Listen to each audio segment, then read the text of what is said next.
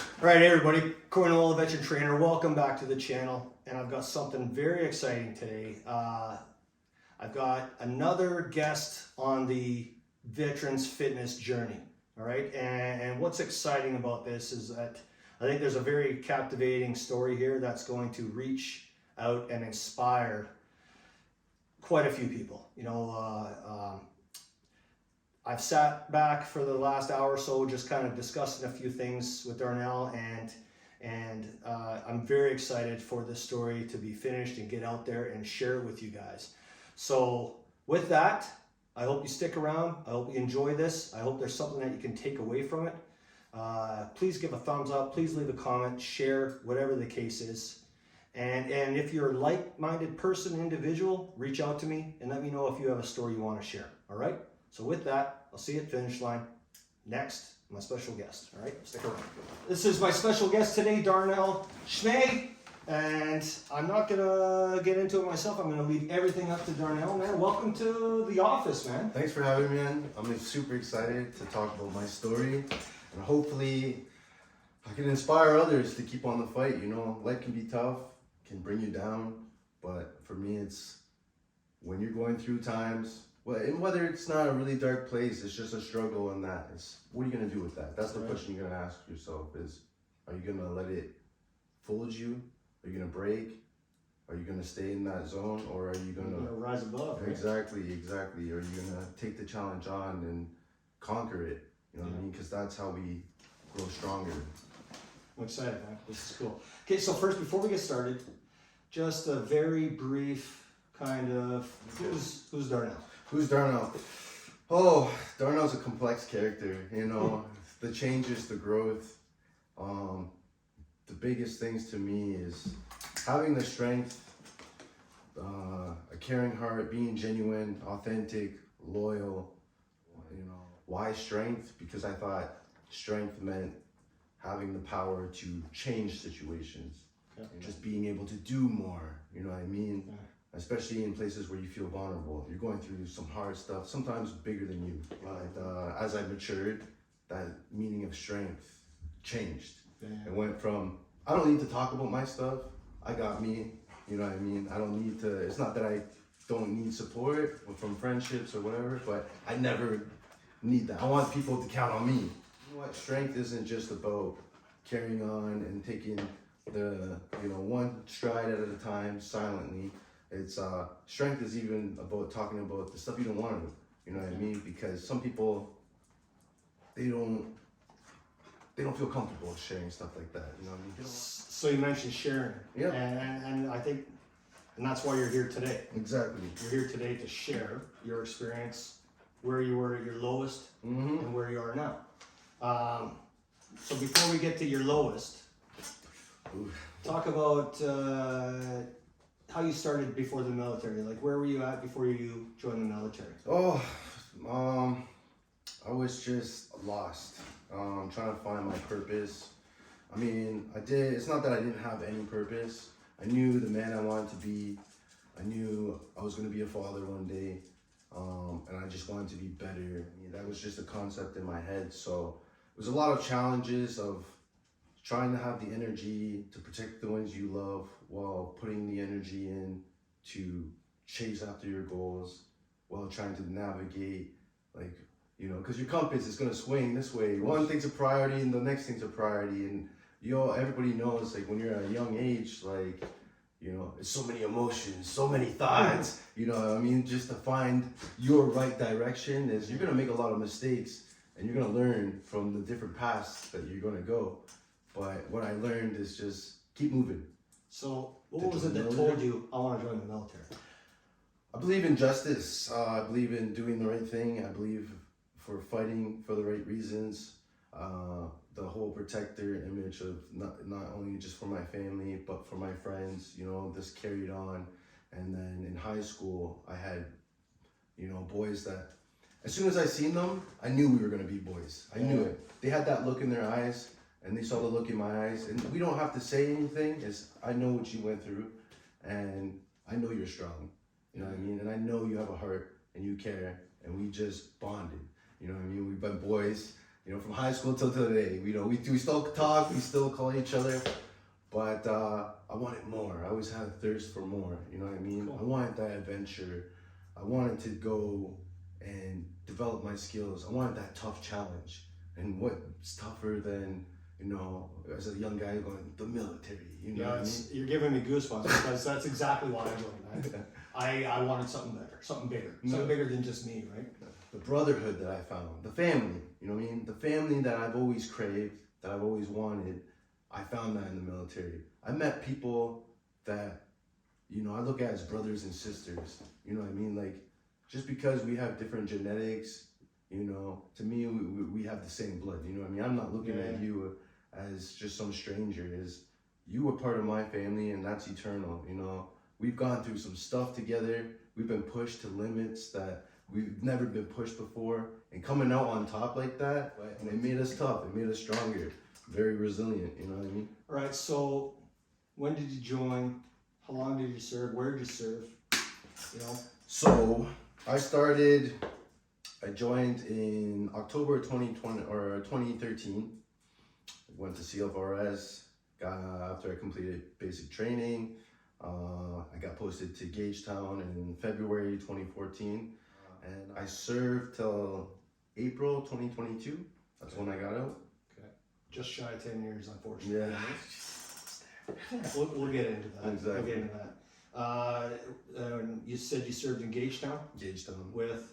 So I started with W Battery to get the conversion training on the M777, and we weren't officially had our posting message yet. So we were kind of in limbo of not knowing if we were going to go somewhere else, stay at W Battery, or possibly go to 4th Regiment. And when I joined, artillery was 2 trades. Right. You know what I mean? You either signed for field or air. Right. Well, at some point during my beginning stages, it just turned into 1 trade. Right. I got posted to 4th Regiment. At first, I wanted to stay, you know, firing the guns, you know what I mean? Do my thing, but it was a blessing that I'd never even seen coming going to 4th Regiment. The brotherhood, you know what I mean? You know, there's so many good guys that I met. I got blessed with the staff that I had, the chain of command. They were all really good guys. You know, you got Eric Landry, Dylan Matheson, you know, Chris Lardner there. Yeah. Great people. Even you, like, to get into how I met you first, I'm just a new gunner. I just get qualified on the TLAV. Yeah. I'm getting tasked to the school to be a TLAV driver. Well, I'm the TLAV driver for you. This is the first time I ever meet you. I see you, I see your face, I'm like, okay, I gotta do my job to the best of my ability, or I'm gonna get torqued. You know what I mean? That's what I first thought in the beginning. I was like, intimidated, you know what I mean? You had a very strong energy, and I was just a new gunner at the time, and I remember the generator, I was having trouble getting it going. They teach you how to turn it on, and you know, but when it comes to like malfunctions, we didn't really get in depth. So you're asking me about the generator, right? And why isn't it going? You were so cool. You just came over and you were like a dad, like military dad. Look at like how I looked at the other mentors that I mentioned. Is you passed your knowledge on to me. There's a time to get serious, and there's a time to like, you know, discipline and that, but there's a time to teach. Yeah. You know what I mean? And then I respected you from right off the hop. From then and there, I was like, and I'll never forget that day. You know what I mean? It's important. You know what I mean? That's cool. I love crossing these paths where I hear a story from someone who's experienced me. You know, so that's really cool. Really cool. All right, so we got to know a little bit about you. Okay, so you served just under a little bit of 10 years, unfortunately. And I think now that we're going to get into the meat of it, we'll get to learn why that is and what happened and how you found your way out of it. Okay. Okay. My first question that I'll pose to you is like, where were you at before starting your fitness journey? Because I know now before you start, I know you've always been a fit guy. All right. I can remember you when we were at 128 Battery, and you were one of the guys who kept a certain level of fitness. Exactly. Right. And that was kind of I know you didn't fall under my chain of command, but we were in the same battery. And I think it was Landry, you know, and we shared that idea of what a level of fitness should be, right? Exactly. And so it's not that you completely fell off the horse, but there are things that always throw a hiccup into our level of fitness and how we take care of ourselves. Exactly. Was there any points during your service that there was a spot, or do you want to just get right into the moment where you were at your lowest? Oh, let's start into the military, because there was a couple times I fell off. It was when I lost my buddy Ian. And I'll talk about him for a minute because he taught me so much and opened my eyes so much. Because when I first met Ian, he was a out there character. You know what I mean? He didn't do things like I would do them. You know, he had a thirst for life. He had so much to give to life, and I love that. Just being able to do your own thing. You don't care what anyone's out there who doesn't who don't matter. It matters what you want to do and what you think, and the people who care about you and want to support you. Because there's always gonna be people that are gonna be like trying to drag you down. You know what I mean? But I didn't see the darkness that was spreading in him. He had his own stuff going on, and for somebody who was such a light that I looked up to in ways, did anybody see that what was going to happen coming? You know, maybe some people close by, and when I look back, I see more signs now. Yeah. But that broke me. You know, he was a brother to me, and I live with regrets with that. That if I called him once, before, right. if I sent a text once before, could I have changed that situation? And I always live with that. You know, right. I was on my 80 tech course at the time. That situation happening, and then having to put that aside to carry on to complete my course, and be the middleman in between the chain of command, trying to find out what happened, disseminating that information to my close ones, and trying to get us out there to carry on, because we didn't want a bunch of people that they weren't hit like, oh, they're brothers, we're all brothers, but like we served with them. We have a lot of good memories with him. He was family to us. Yeah. We wanted to go out there, and it unfortunately didn't work out. But then going to plan a funeral for him so that we could all have our own closure. Right. So I didn't get the process. I always care about others before I care about myself. And it's just one of my greatest strengths / greatest weaknesses is I know I got to start putting more energy into me, and that's part of my journey. Others before yourself. Yeah, that's part of my journey. But I'll never change completely. I'll always hold the ones that I care about ahead of me. But yes, there is a toll and there is a cost to being that selfish, sacrificial lamb. And since I didn't process / talk about everything that ever transpired in my life, I started having my own battle with anxiety. And that was a very confusing thing for me. I didn't understand it. I didn't understand what was going on. I was always able to control. I like to control, have control of myself, my mind, my body. Anxiety can be very crippling. Yeah, well, when you don't know what's going on, it's like, am I having a heart attack right now? You know what I mean? Yeah. So my battle with that I didn't even know that's what I was battling at the time, but still holding it down, still excelling in my career, still taking care of my, family, still being there like I always was for my friends, dealing with loss, you know what I mean? And it all stacked up, and I didn't believe in the mental health stuff a lot. Like, I was ignorant when I was young, very ignorant. Since I came from a tough upbringing, I think it made me very strong. If I could go back in time and erase it all, I wouldn't, because I wouldn't be the man I am today. And I don't think I would accomplish what I did today. But I've learned a lot through just time and maturity that, like, sharing all the good stuff / bad stuff is what's important. It's history. Yeah. Everybody learns from history, Okay, so you're still serving. You've had a massive traumatic event in your life. Mm-hmm. Losing a friend, and that's huge. That's huge, right? Yeah. This crippling anxiety. Yeah. You're still serving. Let's discuss the point where, damn it, this is now just, I've gotten to a point where my career has come to a screaming halt and I'm probably done in the military. Yeah. So it was a lot of limbo. It was like there was a chance, but unfortunately the cards didn't play out in my hand. And after that, it was like, what am I gonna do? You know what I mean? Like this is what I wanted. This is what I dreamed of.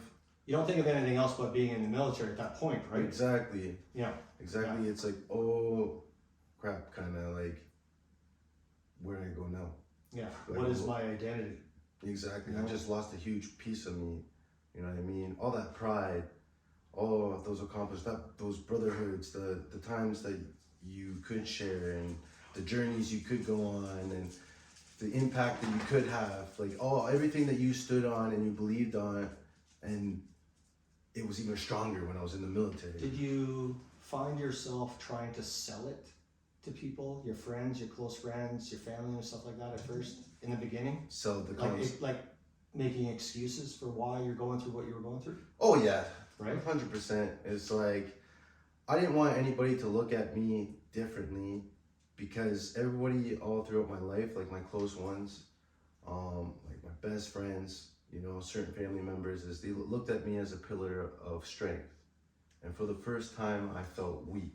Yeah. And I didn't want people not to be able to come to me if we're hurting, especially after already losing a friend in the past that, you know, I don't want to call Darnell Chmay. He's already going through a lot. You know what I mean? I got this. And maybe you don't, you know what I mean? And stuff happens. You know what I mean? I still want to be there. I can be there. You're in the military, and you're probably being told how often they're proud of you, respect you, love what you're doing. Man, we're happy to see that you've gotten out of what was a hardship growing up to establishing and building yourself into this machine. Mm-hmm. And then all of a sudden, boom, you hit a wall. Gone. Right? Wow. So, especially like meeting and serving with people like I named, like Chris Lardner, yourself, Eric Landry, Dylan Matheson. Like, once I found you guys and got mentorship and learned different lessons, it really found what path I wanted to take. Of, you know what, that's the leader I want to be, and I want to pass that on to the younger generation. You know what I mean? Right. I think that's what's important, is taking those lessons, passing it on, and teaching the younger generation to fight for what they want, and to, you know, pretty much do better than what we did. Yeah. You know what I mean? I think that's the dream, you know what I mean? And that's why I want to do what I'm doing now, is I learned that being vulnerable is okay. You know, that I hid a lot of stuff. I masked it, you know what I mean? I'm dealing with the pressures of the past, that I let a lot of it go, and it's stuff that I don't really think about. But when certain things happen that resonate, you know, and when I don't have control of that, it was affecting me. And then you have the pressures of the military. It's a high pace, like, and I love that, but I wasn't taking the time to process everything. Mm-hmm. And then you're able to put it away in a compartment. That's what I got good at. You know, from a kid, teenager to my adult years, is anything that was really hurtful, I could put away in a little vault. You were training hard one day with Oz, and then the next day is like you had to go and talk to somebody. Mm-hmm. Right? Like it happened, like it was a flip of the switch. Yeah, it's just, you know, like I said, like carrying on is good, and pushing yourself and testing your limit. It's sometimes you gotta swallow your pride and your ego, and there's gonna be moments in your life, especially if anyone's growing up in a tough background, is that makes you feel unbreakable, especially when you're young. You don't know until you grow up that, so if you keep going that and living it that way, your life, and not talking about the stuff that's hurting you deep down, that one day, you know, that it's like a bottle under pressure.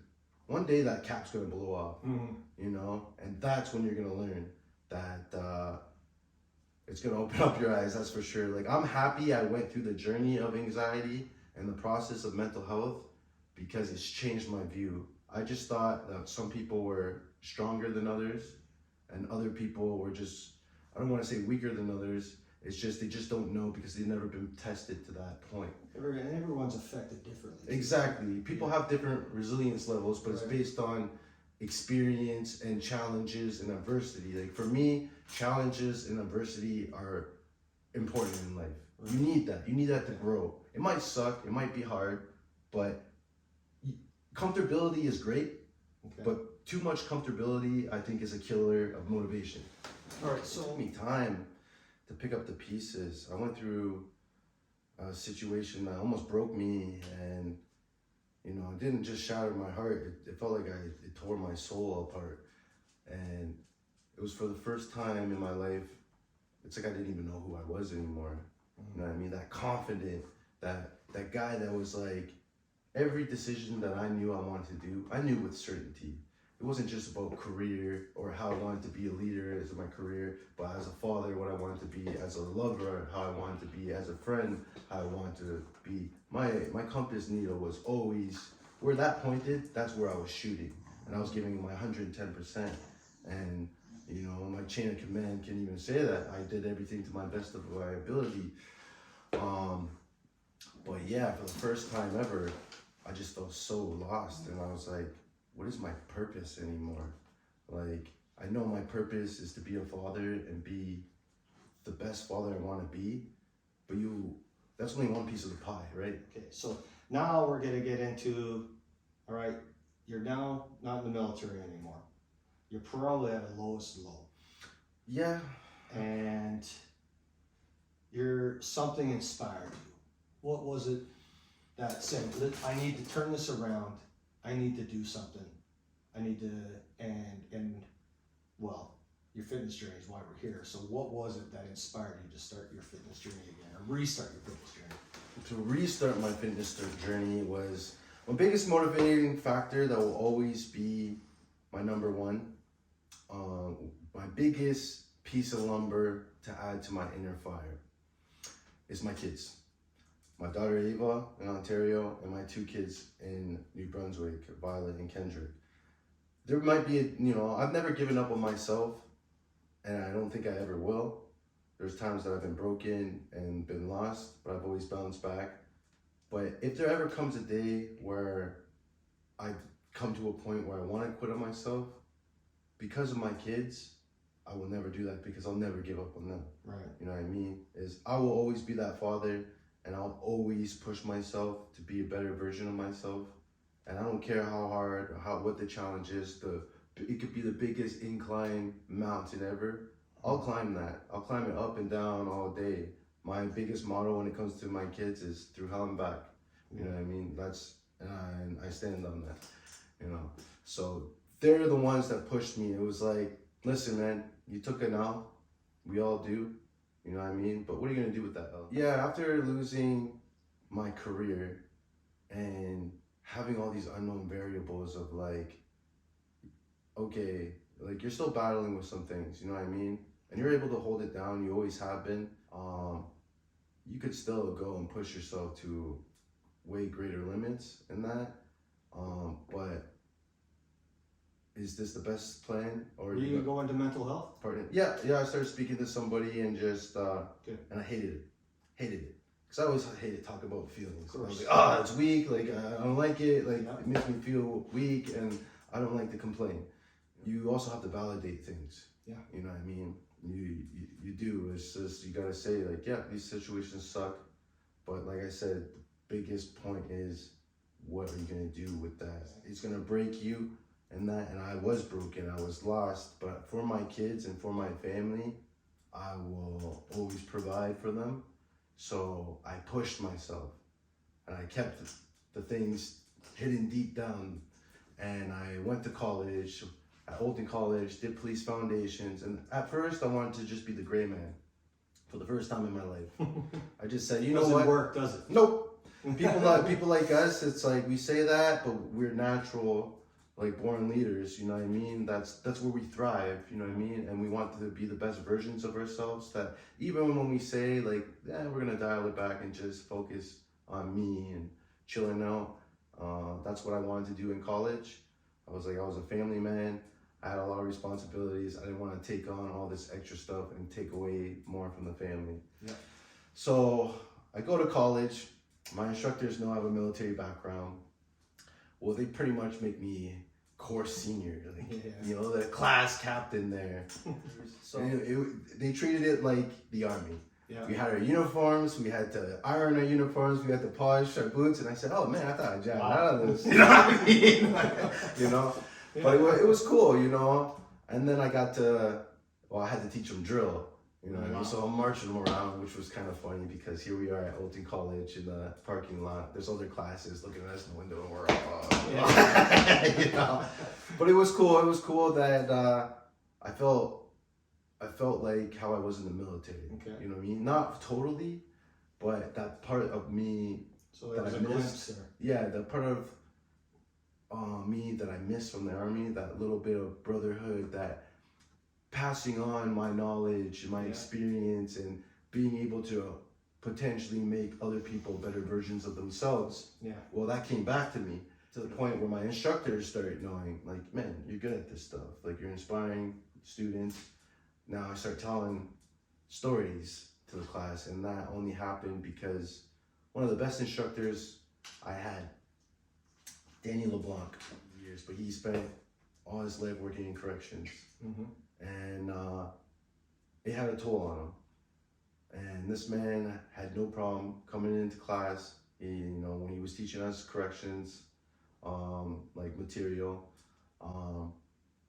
he told it for what it is. This is a great career, but you got to take care of yourself. Yeah. You know what I mean? And he got very vulnerable, and he said things and his battles and his struggles and how he became who he is now. He wrote a book, you know, about it all, and he inspired me even more. You know what? I got in front of the class and I said some stuff. You know what I mean? Most past. I said, listen. I said, I want to vouch for everything he said. You know what I mean? I haven't gone through exactly what he did, but we all have gone through stuff in one way, shape, or form. Does this get you back into that low point? No, it starts. I don't know, fueling me up. I'm like, here I am. I'm kicking butt in school. My marks are super high. I'm taking this really seriously because I want to be a police officer. Okay. I want to take care of my family. I want to have a good job. Yeah. At the same time. Exactly. We have our struggles here and there, but that comes later. But no, my instructors start coming to me and giving me more responsibilities to the point where the school asked me if I want to be a tutor. Wow. Yeah, they asked me if I want to be a tutor for the weaker students that are struggling. Well, at first I'm like, I'm doing a lot already. Like, I'm already putting in the time studying because I'm taking this math serious. I'm already pushing people through workouts, saying, come on, let's do this. You know what I mean? So you're on a fitness journey. Exactly. After the military. Exactly. And it was hard in the beginning because the first 3 months of my course, it was like, they call it boot camp. And you know what? We trained a lot. Yeah. And after the military, I didn't train for a while. So it was tough.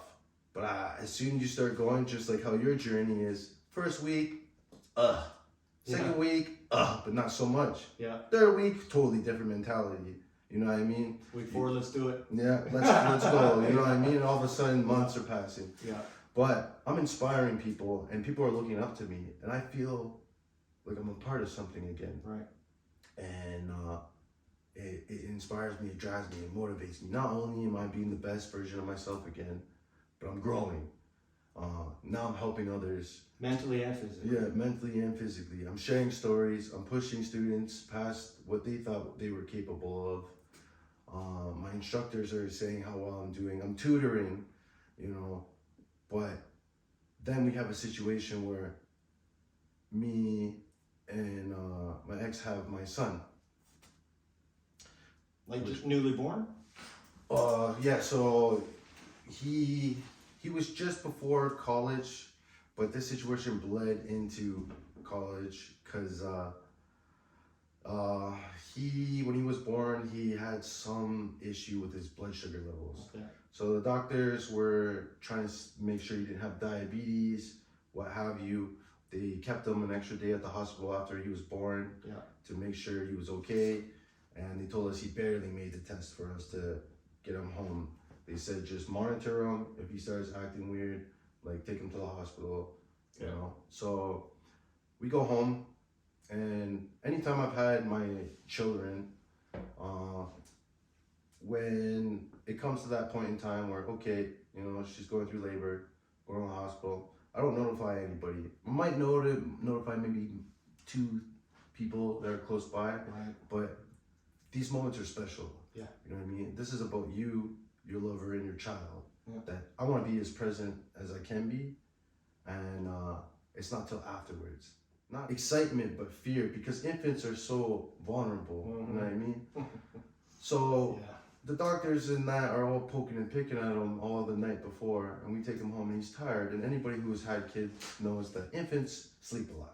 You know what I mean? You feed them, they go to bed. They poop, you change them, they go to bed. You know what I mean? It's probably the easiest time. You know? The first 6 months. Yeah, exactly. The rest of their lives. Yeah, exactly. It's not until they're running around, opening up drawers, throwing stuff around, you know, but that's still a fun time. Yeah. Well, we go home and I'm trying to feed him. He's eating a little bit.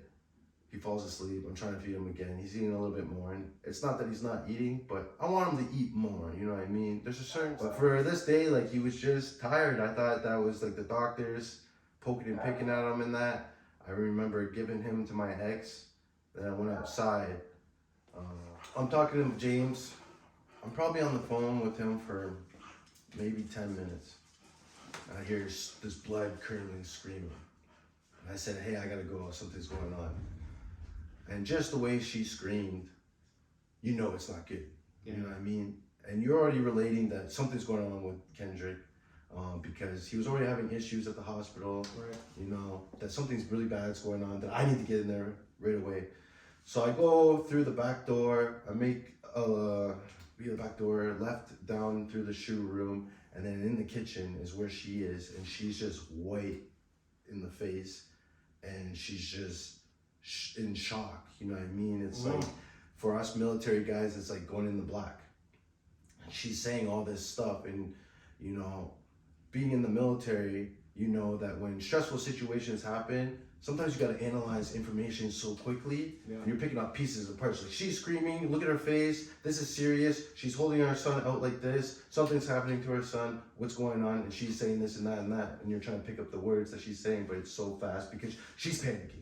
You know what I mean? She's scared, and it's scaring me because now I know this is not good. She's like, oh, all I hear really out of all the blurb that she says is, I don't know, he started convulsing and he stopped breathing. Right? So by the time I get him in my hands, his cheeks are already going blue, and I go in the black.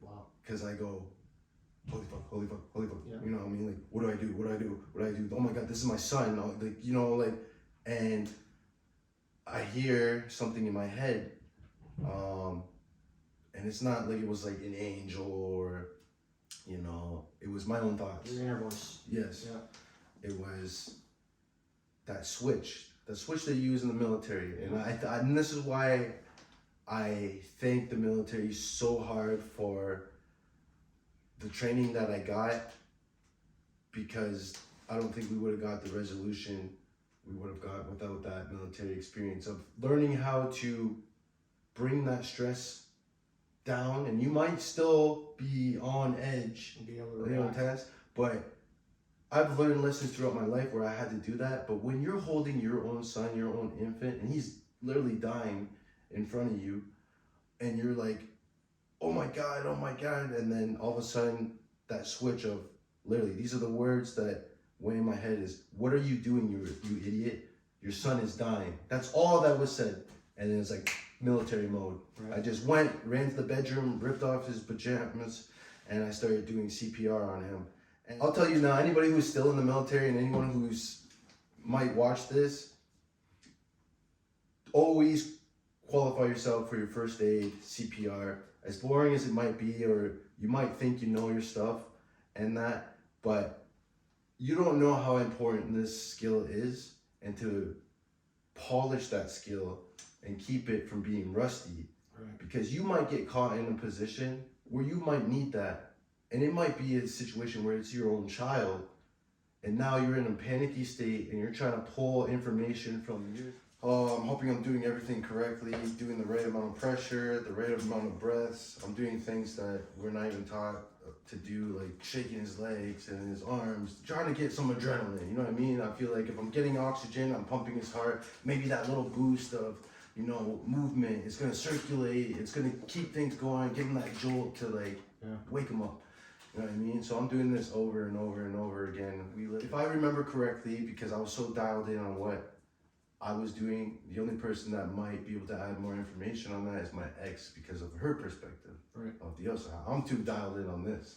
You know what I mean? That from what my memory was is they had to get an ambulance from Moncton, which is 45 minutes away. I don't know, like time wasn't a thing for me. I'm too focused on what I'm doing. I'm terrified. I'm trying to hold it down. I'm just trying to keep my son alive. Next thing I know, paramedics arrive. Between A to B, the timeline, I can't tell you. It's just it. Sometimes it feels like it was fast. Sometimes it feels like it was slow. You know what I mean? So the paramedics, they come, they grab him, they take him to the ambulance. My ex goes in the ambulance. I follow up with the truck. We go to the hospital. They rush him in. They were doing CPR on him in the ambulance, trying to keep him going. They get to the hospital. They do what they have to do, and he bounces back. But you know what I mean? This is obviously taking a toll. Yes. On you too. Yes. So meanwhile, I have college coming up. So that were you still in college at the time, or were you on a break? No, I think it was the July before college. Okay. But this bleeds into college and then bleeds into other stuff of like, you know, that first couple weeks after that incident, and then us not like really sleeping. Like I used to say, hey, to my ex, like you get as much sleep as possible, and I would stay up all night. You know, I want to go to bed. I would literally put him in a little like bassinet on the couch, and I would just watch movies all night or play some video games to keep me like alert. And he's right there, so I can check him. I can put my hand on his chest. I can bring my ear to his mouth. You know what I mean? I can make sure. So you're on high alert. Oh yeah, I'm hyper vigilant at this point. All the time. Of like, I'm going to watch over you until I know for certain. So eventually there's a breaking point. Yeah, eventually. So we go into college now, where I'm now in a leadership role. I'm excelling. I'm put in a tutor position. Now I'm doing that. So I'm balancing all that. You know, the house, the kids, trying to be the best fiance possible. And she's doing the exact same thing as she's trying to deal with her stuff. Right. You know what I mean? Because that's a traumatic event. You know what I mean? It's going to have stuff. And then I'm at school and she's holding down the fort mostly when I'm gone. And I'm coming and I'm doing what I can and I'm still playing my part.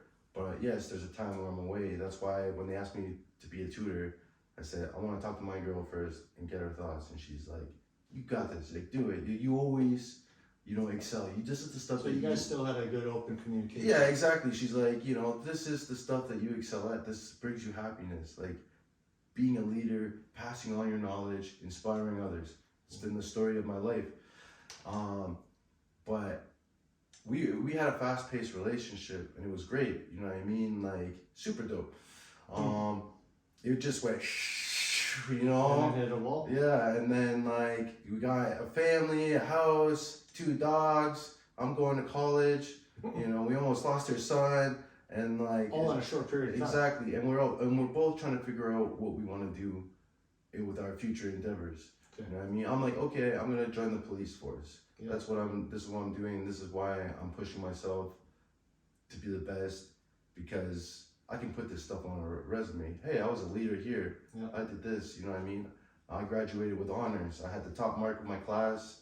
I had the most volunteer hours because the amount of time that I put in for tutoring, I was getting hours written off for that. Because you need a certain amount of hours. I think it was like 25 to graduate and that. But not only that, but I made great connections with my instructors where they're like, hey, if you want a job in corrections, you know, I'll give you a good reference. So what I'm hearing is that not only are you doing all the schoolwork, not only are you doing all the volunteer stuff, this is taking time away from home. Mm-hmm. So that's probably where it was helping to sever that connection with you and your ex? It was just pressure, you know what I mean? Like, we both had goals and dreams, and we had to make a bunch of sacrifices for sure. But it was just like the internal struggles, and I think that just clashed, you know what I mean? And like, you know, everybody can look back and say, oh, you could have said or done this and that. Woulda, coulda, shoulda. Yeah, exactly. But what transpired. You know what I mean? Okay. You know, she's a great mother. You know. So you guys are separated. Yeah. So you've come to the so you're on a low. Mm-hmm. You're on a low. Yeah. So you've come to the realization mm-hmm. that shit, man. I got kids that depend on me, and they need the best version of me. Exactly. All right. So, what activities did you start doing initially to get back into your fitness journey? So I started off like after I finished college. I did a program with EHN. So it's a mental health organization, and I started doing online therapy in a group. It was group setting, and I didn't really like it at first because like I'm here to like deal with my stuff, and like I'm at an all-time low. I don't have the energy to like help others right now, and I'm already having a hard time talking to just one person. Now I gotta announce it to all these people, you know what I mean? Yeah.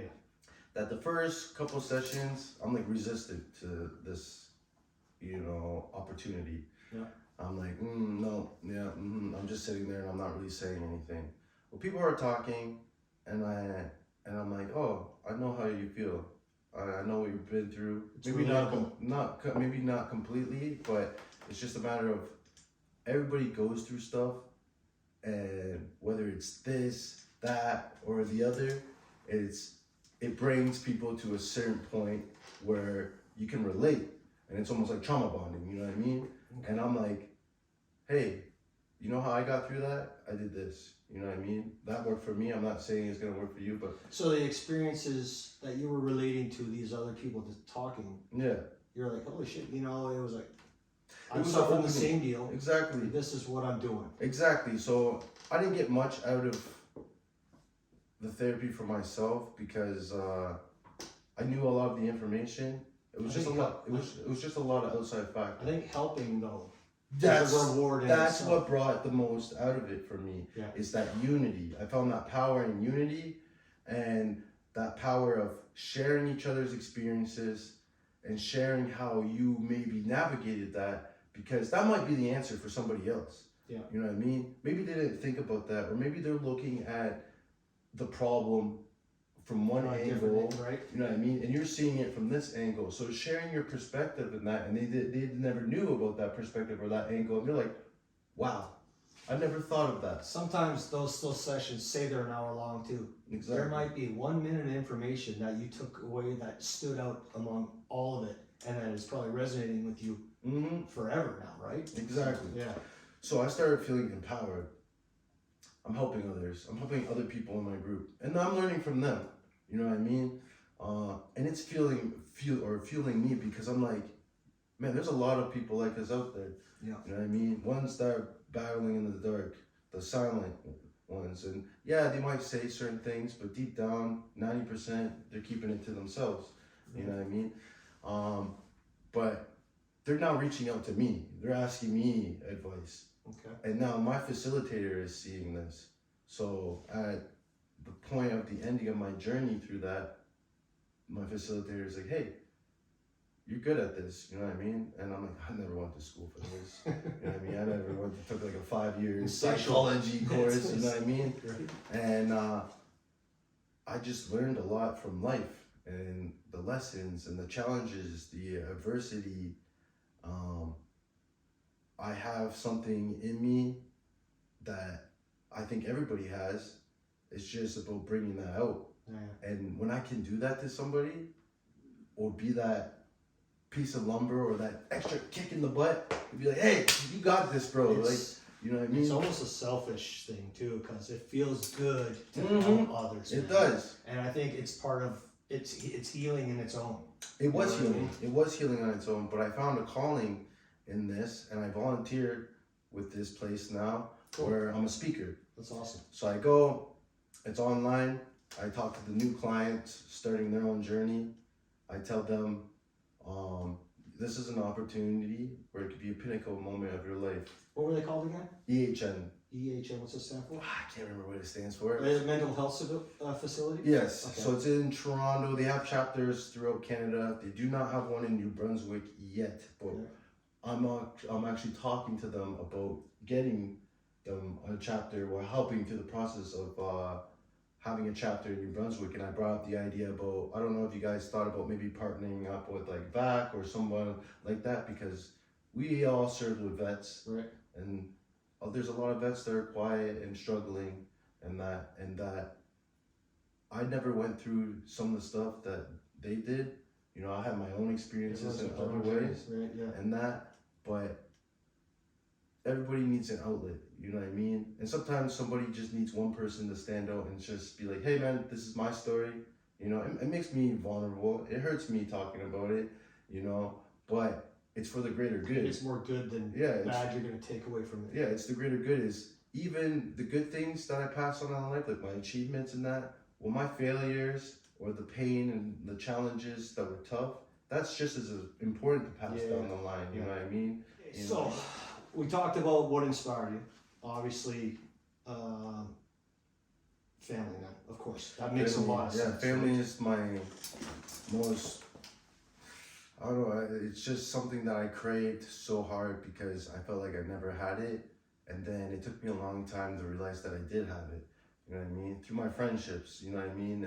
They were always the family that I always wanted, you know what I mean? And you don't have to, the biggest lesson that I learned is, you know, blood doesn't always just make you family, you know what I mean? Yeah. It's like the people who are there for you to support you, that love you, that care, that like, you know, want to uplift you, you know, and those are the people you want to carry with you. We just talked about that mental health component of jump starting you, getting yourself out of that hole. Exactly. Okay, so not completely, but that was the start of something to help you, right? Exactly. So my buddy Carter, I thank him so much because he was so right, and I knew it deep down. He was going through his own stuff. He went through a breakup, and it really hurt him.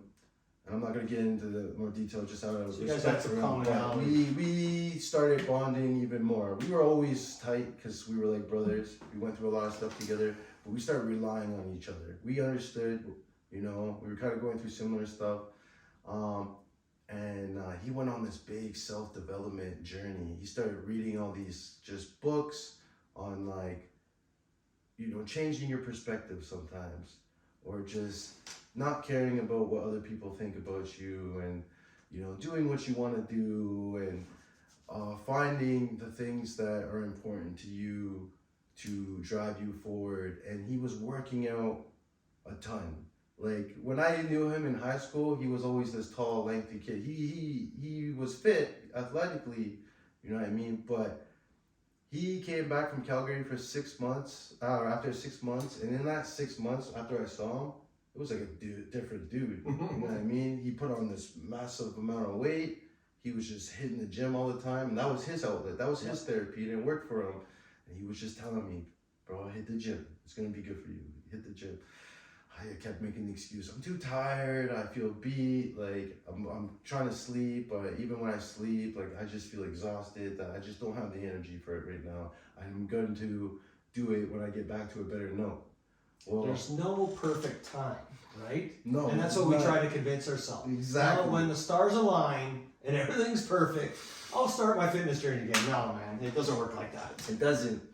And sometimes when you sit there, you do start getting better, because it is important to take some time off. You know what I mean? You know, grinding it out is good and good and good, but you will get burnt out eventually if you don't take the time to relax. Well, I put myself in a place of, I'm dialing everything down. I'm kind of isolating, not really, because I'm staying with my buddy James at this point in time, which awesome people. Joe and James, I owe so much to, and those little girls of theirs that they call me Manok, you know, and I'm an uncle to them, but they brought so much joy into my life, and it was another spark that I needed. Good. You know what I mean? But Yeah, so I try to go to the gym eventually. Commercial gym? Yeah, I go to Good Life on Prospect there. Oh, okay, in Fredericton. Yeah. I go to the gym, I maybe go 2 or 3 times, and it makes my morale drop lower. Ooh. But that's my perspective on it. Not that it was bad. No, not that it's bad. It was the mental state. Okay. The way I was looking at it is, now I'm going to the gym. I already don't want to be here, but I'm forcing myself to be here. It's not a fun activity at this point. It's a chore. Yeah. You know. Now I'm lifting weight. I feel weak. I feel tired. I'm comparing it myself to how I used to be. That it's just beating me up.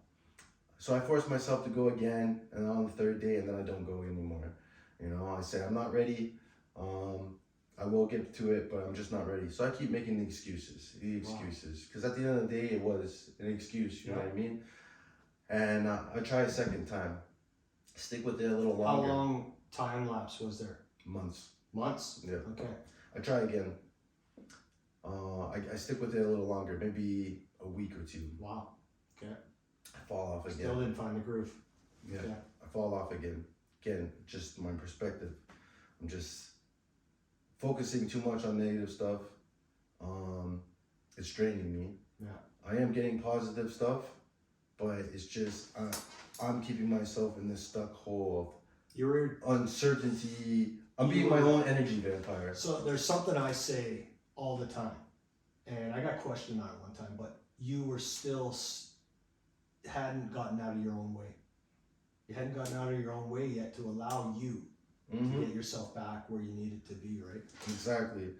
So I'm being my own energy vampire. I'm sucking the life out of me. I don't even know it. I'm carrying this shadow, this demon that's just got a grasp on me, and I'm not letting go. You know what I mean? Yeah. And it's not that I don't want to. You know what I mean? It's just it feels like it's got such a hold on me, and I'm so far down the rabbit hole. It's like I'm looking at the climb, and I'm like, do I have the strength to get to the top? Wow. You know what I mean? Like, look at that. I know I like challenges and adversity, but I'm looking at Mount Everest, and I never trained for this, and you know. It's funny you use the mountain analogy, because when your kids were born, you would climb that mountain 1,000 times. And now you're looking at it like, fuck that. Yeah, exactly. I got all these challenges and adversities in front of me, and it's like, wow, I already feel lost and I don't know what to do. And what challenge do I take on first? Like everything's happening at the same time, that I'm being stagnant. Wow. You know what I mean? And I keep using this as an excuse of I'm not ready. I need to sit there so I can bring myself to a state of making the right calls and challenging these challenges one by one, and I'm just wasting time, you know? Okay. And I find a comfortability in what I'm doing. Okay, so what was the moment that clicked and said, Man, that relit the fire? one day I just got sick of just being miserable. I just said, you know, like, this is not you, and you know this. You know what I mean? Like, you've been through so much, and you made it through it. And you did a lot of that alone, and you didn't have to count on anybody. And for the first, well, not like the first time, but, you know, we all relied on friends in different ways and that. But for the first time, I actually had to, like, really rely on somebody. You know, I'm living at my buddies. You know, I'm trying to bounce back. You know, I feel embarrassed. You know, because I've always been there to help others. And now I'm that person that needs help. And even though the things I preach, for me, the way I view myself is like, I want to be that powerhouse that I don't want to have to rely on others, because I want to have the strength for people to rely on me, and I can be there and take them to that next level. You know what I mean? But then I found that, listen, man, you're human. And you had to rely on your friends, and you know how it made you feel. It's okay.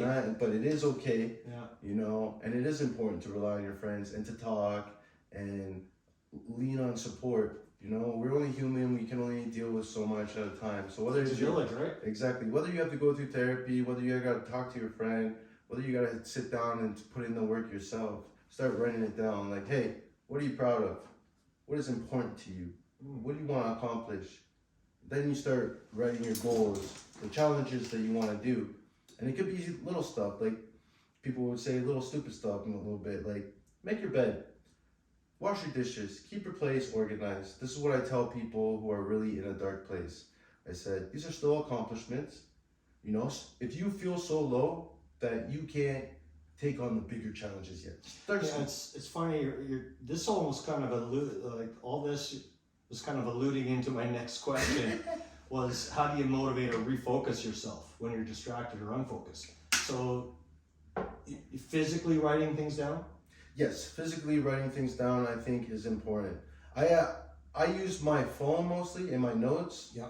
I'll write like a thought will come to me or whatever, you know what I mean? But or maybe it's something that I've seen or heard, you know what I mean? But it resonated with me, Yeah. you know what I mean? And then I dive deep into it and I connect on different veins, just like a tree branching off. It's like this quote or whatever, this statement or whatever this person just said, just hit me on so many different levels that it's empowering to me. Okay. I can connect to that so deeply that it's like a piece of timber and you're throwing it into your inner fire to get that going. And obviously, so these notes and stuff you keep on your phone or whatever, you kind of reflect back at it like a journal? Exactly.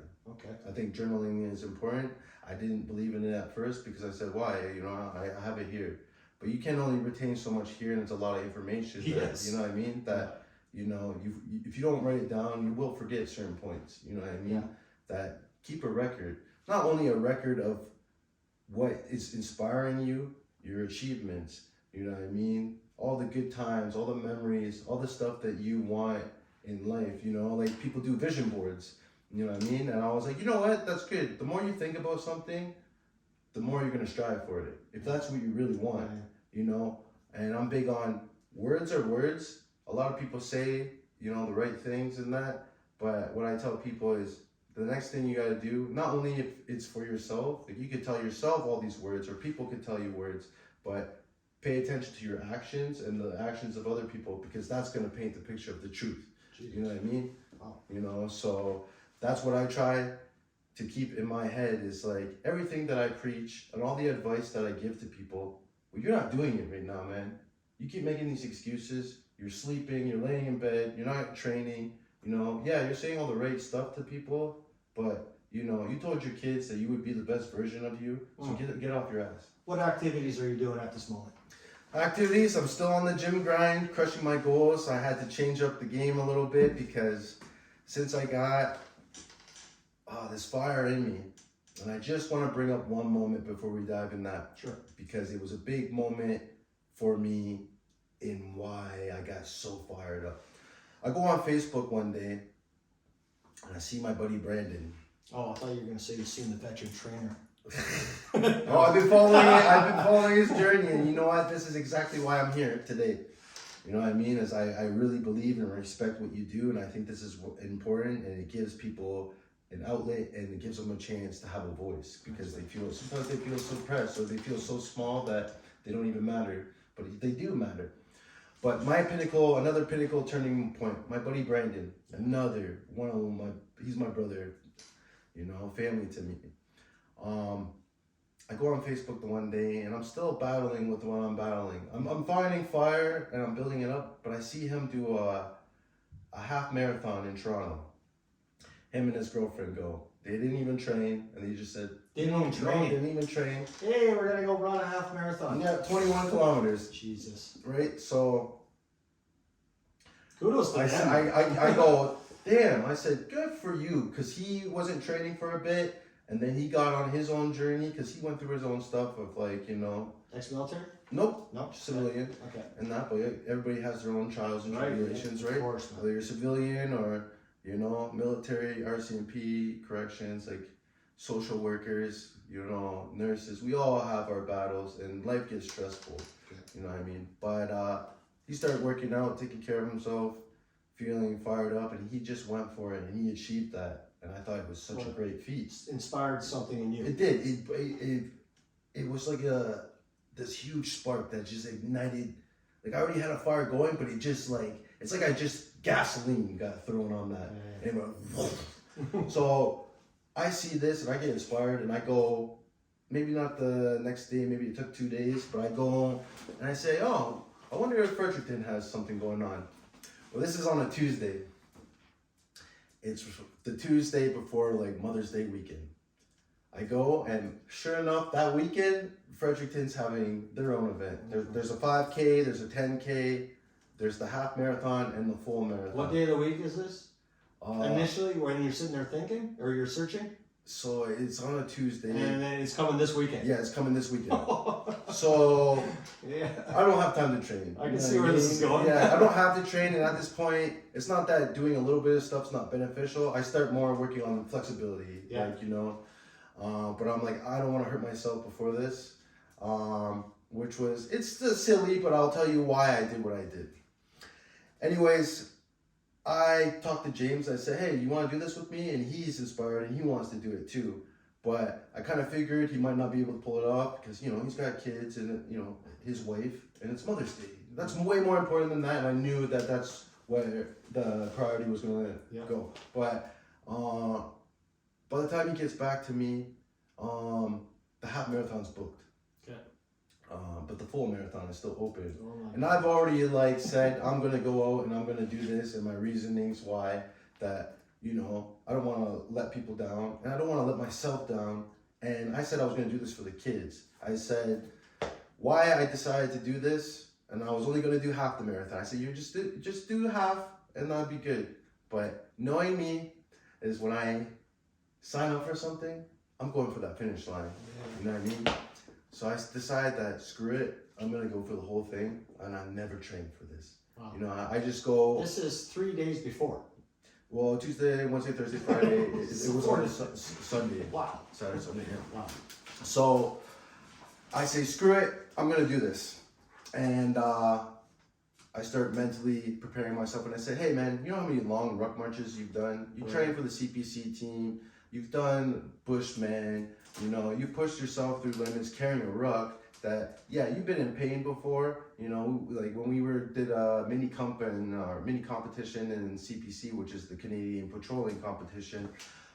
We did a mini comp in Gagetown and we marched 65 kilometers. But you trained for it. But we trained for it, you know what I mean? But I said, mentally, I know that I can do this. I'm just hoping my body keeps up. Because of the promise that I made to myself deep down, that I said, every kilometer is every challenge that I have to face right now. And the pain that I'm probably going to go through is the pain that it's going to take or I'm going through, but I have to push myself to go through these challenges. What's the full again, 42? 42. 42 kilometers? Yeah. So you have 42 challenges. Exactly. And mentally. Exactly. And the finish line represents, you know, me not only growing stronger and telling myself that I can accomplish bigger things than what I thought, you know what I mean? Because I was so down low that I didn't believe in myself anymore. And I said that I was doing this for the kids, you know what I mean? And I told myself I would never, ever give up on the kids or fail the kids like that. I have no choice now, you know what I mean? How'd you do, man? Ooh! I was not ready. So physically, physically, mentally, if I would have just mental turmoil. Mentally, I'll get into that, like the process. So right out of the gate, I said I'm gonna keep an easy pace and just kind of cruise. And once I get closer to the halfway part, I'll turn it up because I don't want to burn myself out and then have that long journey still to go. Yeah. So the competitive nature in me tries to keep pace with not the quickest ones, but I'm still like in the intermediate level. I hit 10K and I'm like, damn, I'm already feeling it. Like not like pain wise and that, but my breathing's, you know what I mean? It's, yo, you're going too fast, slow down. You didn't train for this. Like don't try to keep up with these guys who trained a year, you know what I mean? Yeah. So I started dialing it back.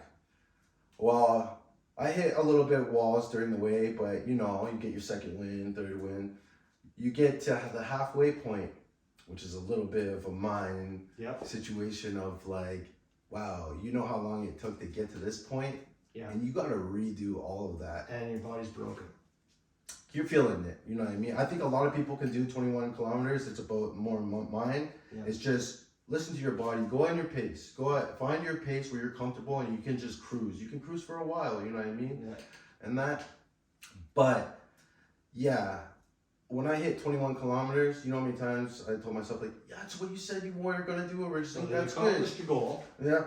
But I said, hey, you already, said that you were going to do the whole thing. Like, inside you determined that if you can't get through this challenge right now, who are you as a... Was it like a refocusing moment, that halfway point? Well, exactly. It was more of a, I passed the halfway point and I was just looking at it, right? Yeah. Like, I could stop there, I could go eat some bananas, drink some Gatorade, and just, it's over. You know what I mean? And as I'm going, it reminds me of SQ and M5. We went on this long march, We turn around and we finally get back to M5 and we're like, yeah, it's over. And we march right past it. And it's just one of those mind games of like, they're playing with you and you're like, oh, They're like, but it was the same kind of thing, you know what I mean? And I said, you said you would do this for the kids and you already, before you started, whether you knew it fully or not, that you were going to go for this 42. You were going to push yourself. Yeah. And that you were going through so much pain and struggle that now you were trying to prove to yourself who the hell you are. You know what I mean? You preach all this stuff, you know what I mean? Now, prove to yourself. It wasn't much for anybody else. It was for me. I needed this, So I pushed myself. Well, not only did I not train, but I did not bring enough to sustain me. I brought some gels to just quickly eat. I brought a couple granola bars and bananas, but definitely not enough sources to boost me, which brings into the different walls and just the mental games that you're getting played of. Your brain's telling you to stop, just stop, and I'm tired, I just want to quit, and you're like, no. You said for the kids, through hell and back, yeah, you're hurting, and now you're at a slow jog, you know what I mean? There's people passing you, and you're like, I don't care, I'm not trying to race, I just want to hit that finish line, you know what I mean? To finally getting to that finish line. And it was so empowering because I'm dying at this point. I'm so exhausted, not to the point where I'm going to collapse, but my legs are in pain. The tendons on each side of the knee are just like killing me.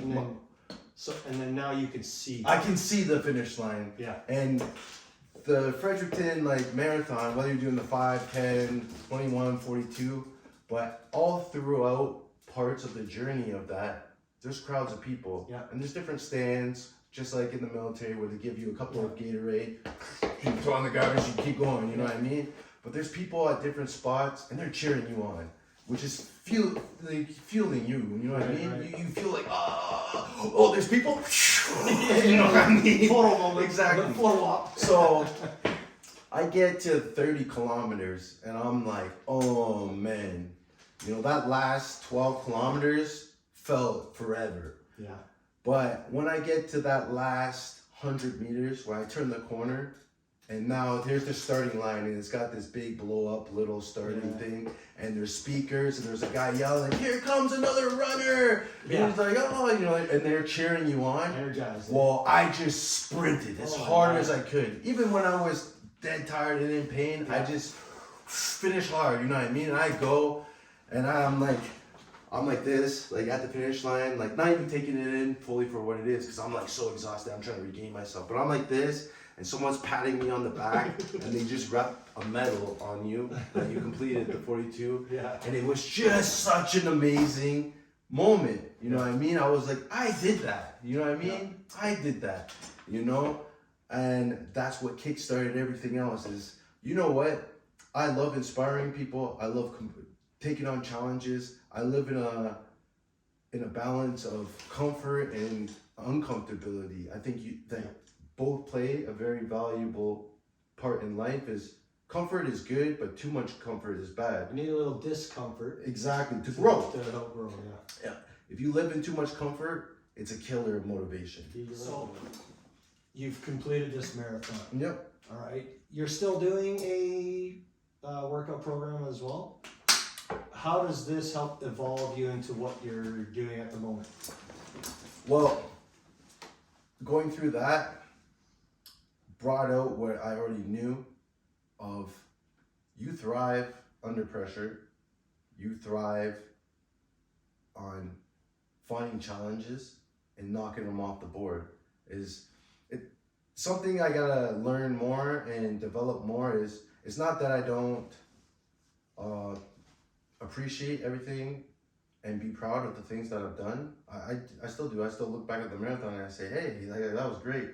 But that rush you get is like, my mindset's like, okay, you did that, but I want the next. I want the next level. So there's a thirst in you. There's a thirst. To keep smashing. Exactly, which is a double-edged sword. You know what I mean? Yeah. It's like, because you can push yourself too much and be going on like, I'm gonna do this, do that, do this, do that, and burn yourself out. So managing, you know, and finding exactly balance in what you want. Be hungry, but also know recovery. Recovery is just as important as, you know, like I'll kind of dumb it down a little bit of saying the principles of working out. Well, all those basic foundations apply to so much of life in general. You know what I mean? It's, you know, taking care of yourself, not only mentally, physically, challenging yourself, you know, having good social connections, you know, believing in something, you know, trying something new. Discipline. You know, discipline. Yeah, you know, like it just transfers into, you know, your career, your personal lives, your friendships, you know, everything, you know. So I think, I'm not going to say this is exactly what it is, but I think if you want to be successful, you can be successful without working out. There's lots of people who are successful without working out. But I think one of the best ways to do that is be successful of yourself first. You know, remember Captain Tyler Turner? Yes, I do actually. One of the fittest guys I ever met Mm-hmm. and had known. And we were a fire team partner at the artillery school, working together. And I'll never forget it, man, and I quote it so many times, man, and he's like, a healthy mind is a healthy body is a healthy mind. And working on this, man, keeps this so healthy. Exactly. Like the way I'll put it is, be a master at this. You're gonna have thoughts of that contradict your beliefs. It's just like that other side of you of, maybe it comes from past trauma of everybody counting you out or saying that you're not gonna be this. You know what I mean? Because even when I was joining the military, how many of like even family were like, you're not gonna make it. You know what I mean? And that just fueled me to do and accomplish that, and I did. You know, but there'll always be those.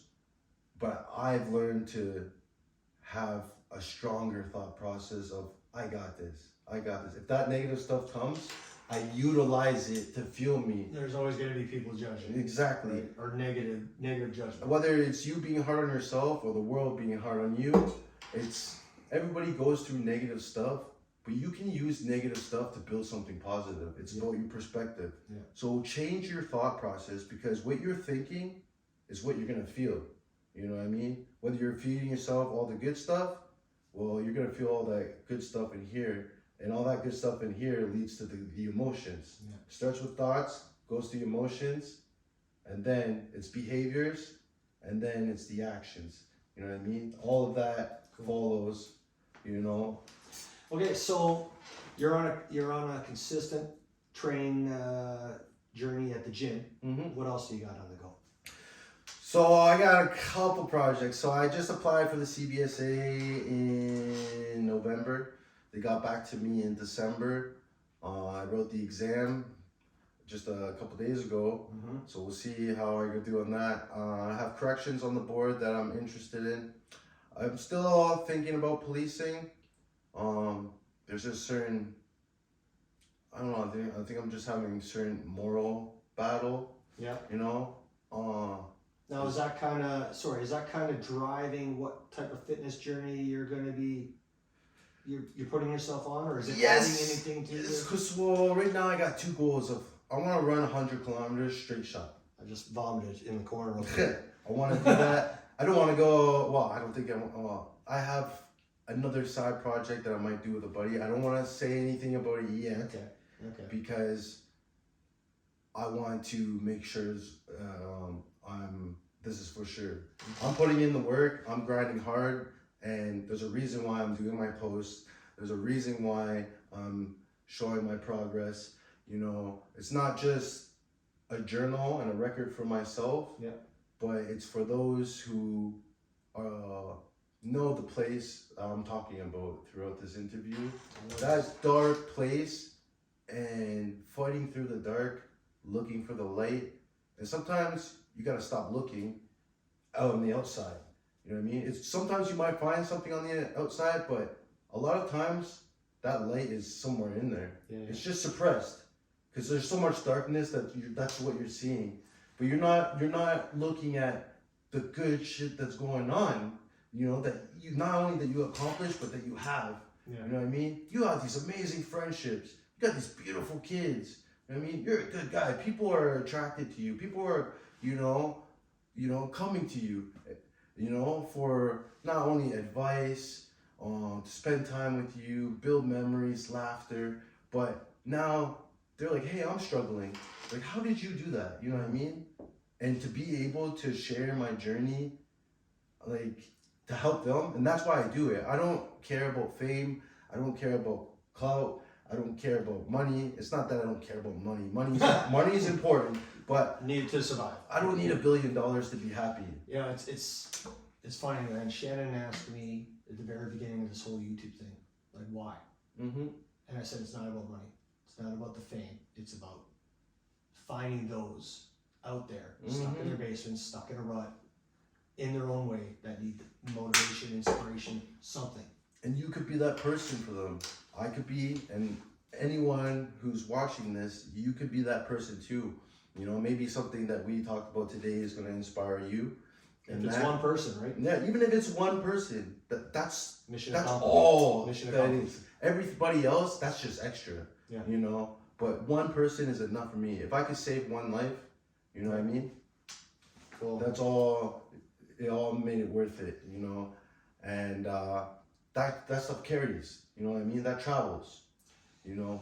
All right, so basically that was just covering the what's next and what are your goals. So you want to do 100 mile, 100 kilometers? 100 kilometers. Yeah, I want to do 100 kilometers and see. I have bigger goals, but right now it's about walking the walk before I Keep talk. that on the little down Yeah, low. exactly. Hopefully we're gonna get that out of you down the future. You will. You will see in the future what I'm planning on doing. Right now it's about career first. Okay. You know, I do want to dive into the digital world, which, you know, is funny for me because I never really liked that aspect. I didn't see this for me either. No. It was basically what you're doing now was what I was doing at the time.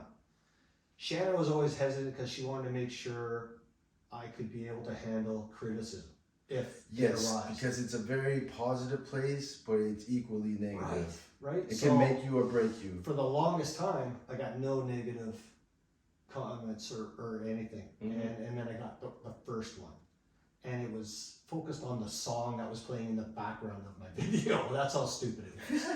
Right. And I actually went back and forth with this person, not in a bad way. Yeah. Turned out they were a veteran and they were struggling and they were dealing with their shit, and we went back and forth quite a bit, and it just kind of, you know, and every once in a while when you're thinking or when you're getting yourself involved with this, you know, whatever you're doing in the digital world, you'll question, why am I doing this?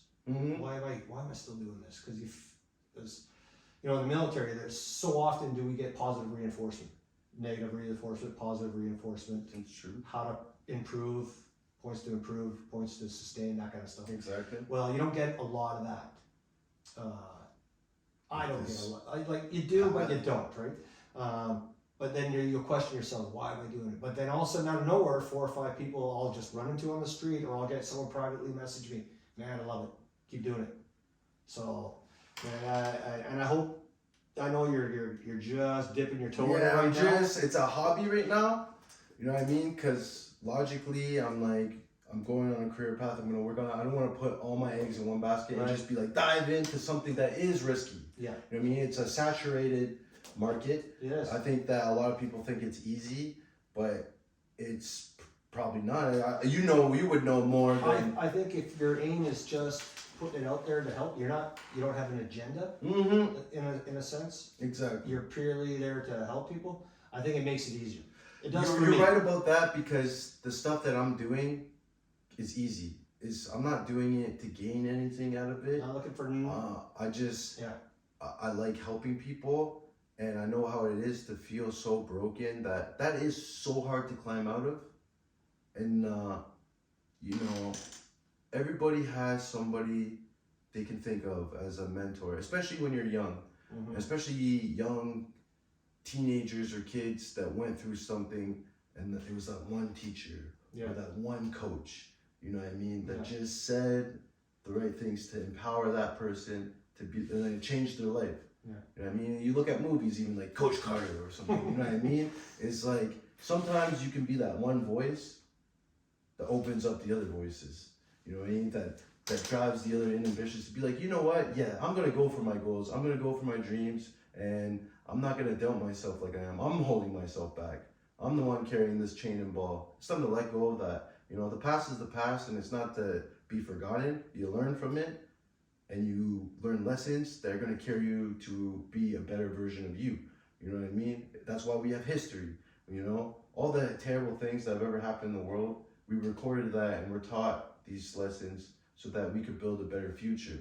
You know what I mean? It's the same with the stories of our lives.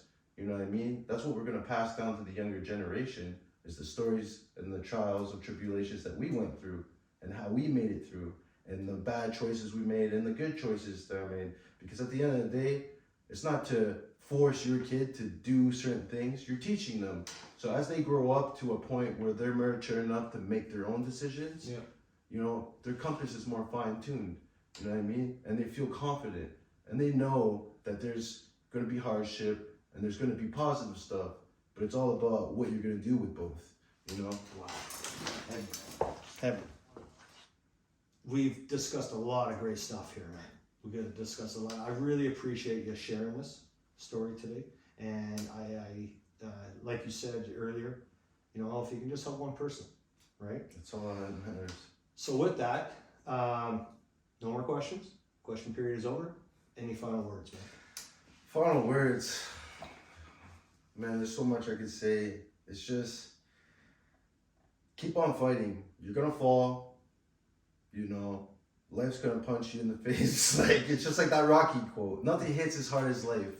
You know what I mean? That's how many hits you can take. Exactly. I think that is such a good quote. But also validate yourself. You know what I mean? Situations hurt and they're hard, and not to just push that away and just keep trying to be strong, because it's counteracting each other, and it's slowing your progress. No, this sucks. This hurts. You'll validate that. Not only to yourself, but if you gotta talk to somebody, man. You know what I mean? You don't have to be going through something to go through therapy, to go to therapy. Yeah. Anybody can benefit from therapy. You know what I mean? That's what I've learned is I've been in situations where people have been in dark places, and I've been able to handle the situations better. You know what I mean? Because I've learned a lot through my journey that, it will make you a better leader. And I've expressed that to certain people in the military. I said, now that you're a leader and that you're going to have gunners, they're going to go through some stuff. And they're going to come to you. And they're going to come to you for answers, or maybe say that they're feeling a certain type of way. And a lot of that realm is uncomfortable for a lot of people. You know what I mean? But you want to be in a state where you're comfortable and you can give the right information, because the information you give really has an effect. You know what I mean? It could really keep that. It could either feed those demons or get them on a better note, but also know when to, you can't save the world, you know what I mean? We can try in that, but it's about spreading what we do and getting more people to do what we do, so that builds and builds and builds, because we already know that for some reason toxicity is a trend. We like to hear the more toxic stuff than the positive stuff. Unfortunately. And that's the unfortunate state of the world, that I want to spread my positivity and my will and my inner fire. And I'm teaching people that our motivations will be different. Find what's important to you. Is it a friend? Is it a lover? Is it your kids? Is it your family? What's the most important thing to you? Like somebody that wants me to train them at the gym, they've been out of it for a while and they're in the state. I said, before I train you, I said, I want you to answer these questions for me first. Why do you want to do this? What is the most important thing to you in this entire world? And are you ready?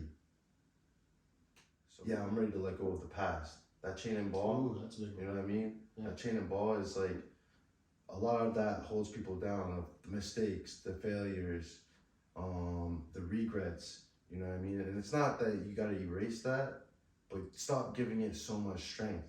Yeah. You know what I mean? It's like, it's kind of like this quote I've seen, and it really resonated with me, only because wolves are my favorite animal. So there's, I saw a picture, it's almost like a yin and yang, but it was of wolves. Yeah. And there's a dark side and there's the positive side, and it says the wolf that's stronger is the one that you feed the most. You know, feed yourself all that good stuff, you know, whether it's the thoughts, the nutrition, you know, the people you hang out with, you know, you gotta let go of all that negative stuff to a certain point to grow. It's time to mature. It's time to get past this and get back to the next challenge. Get on the board again. All right. Hey, Oh. thank you today, man. Hey, no Thank you worries. today. No worries, man. This was fantastic. I do want to give a couple shout outs. Oh, of course. So first of all, I just want to say a shout out, a huge thank you for this opportunity to the veteran trainer. I want to say thank you to James Steely, man. We've been through so much. I can't say enough. I can talk about him all day. Jose, his wife. Oh, the things that she did to me. She was like a motherly figure, you know, to me. Like, to me, I value her as a sister, but when I was down deep, like, she was taking care of me like a mother, you know what I mean? She's just so loving. And, you know, when they had twins and them having a military career, like, watching them be the super parents that they are, and they make it look easy, you know what I mean? My buddy Anthony, you know, he's helped me out. My buddy Connor at the shed. My people from Ontario, Carter Spees, Brandon, Manning, Jordan, KG Therapy, best place to go for massages. I'm all my mentors in the past, whether you were my college instructors or military mentors, like I've already mentioned throughout this interview. Yeah, you taught me or fine-tuned skills that I had, but you taught me the leader I wanted to be, especially in the military. As I looked at you and I said, you're a hell of a dude, you're a hell of a leader, and you can ask me to do whatever. It could be the shittiest job, and I got you. My cousins, I can't forget them, and my brother. They're also motivating factors. Is they're strong. I keep saying kids to them. And I'm like, man, they're in their 20s and stuff, and it's just, ever since I've had them, like, they've been kids for so long, you know what I mean, that I still look at them as kids I shouldn't. I don't mean it in a disrespectful way and that, but, you know, we relate on so many different levels, and the achievements that they've done to not only better themselves and not be a product of their environment, you know what I mean, like that, I'm proud of them. I'm trying to think, I don't want to miss anybody. Odell, oh man, that guy, I remember DP1 is when I first met him. He was a reservist. He was just this little kid at the time, and he was looking at me like I was like Jason Bourne, because I was rank force. He was like, oh, he asked me a lot of questions and that.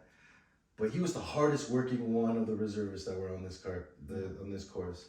And I got to see him evolve, which inspired me and turn into the man he is today, which is way more confident, way more a powerhouse. And that's why I'm super excited to potentially work with him. You know what I mean? Because we have stories to share. For those that I didn't mention, but you know who you are.